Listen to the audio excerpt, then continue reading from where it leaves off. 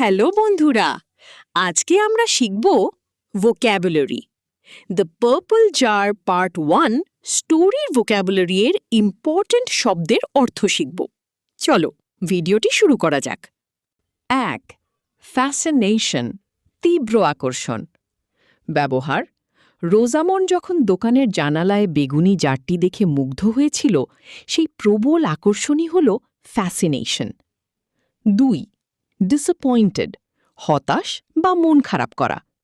যখন জারের ভেতরের রহস্য বের হয়ে এলো এবং রোজামন তার ভুল বুঝতে পারল, তখন সে খুব ডিসঅ্যাপয়েন্টেড হয়েছিল। 3. ইউজফুল, প্রয়োজনীয় বা দরকারি। রোজামন্ডের মা তাকে বুঝিয়েছিলেন যে নতুন জুতো তার জন্য ইউজফুল, কিন্তু বেগুনি জারটি শুধু সাজিয়ে রাখার জন্য। 4. চয়েস, পছন্দ বা নির্বাচন করা। রোজামন্ডকে তার মা একটি চয়েস দিয়েছিলেন, হয় নতুন জুতো না হয় বেগুনি জার। 5. অ্যাডমায়ার, প্রশংসা করা। দোকানের জানালায় থাকা সুন্দর সুন্দর জিনিসগুলোর দিকে তাকিয়ে থাকা এবং সেগুলোর প্রশংসা করাকে বলে অ্যাডমায়ার। 6. মিস্টেক, ভুল করা। জুতোর বদলে জার কেনাটা ছিল রোজামন্ডের একটি বড় মিস্টেক, যার জন্য তাকে পরে আফসোস করতে হয়েছিল। 7. এমটি, খালি বা অসার।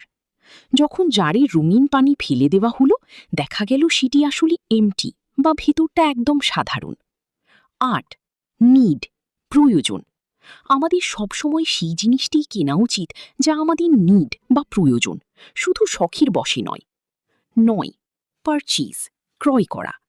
রোজামন তার জমানো টাকা দিয়ে বেগুনি জারটি পারচেজ বা কিনেছিল। 10. আনওয়াইজ, অবিবেচক বা বোকামি।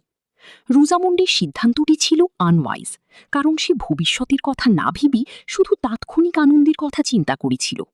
আজকের ভিডিওটি এই পর্যন্তই। আগামী ক্লাসে আমরা the purple jar part 1 story এর রিডিংয়ের বাংলা শিখব। ভিডিওটি ভালো লাগলে লাইক অ্যান্ড সাবস্ক্রাইব করে যাবেন। ধন্যবাদ।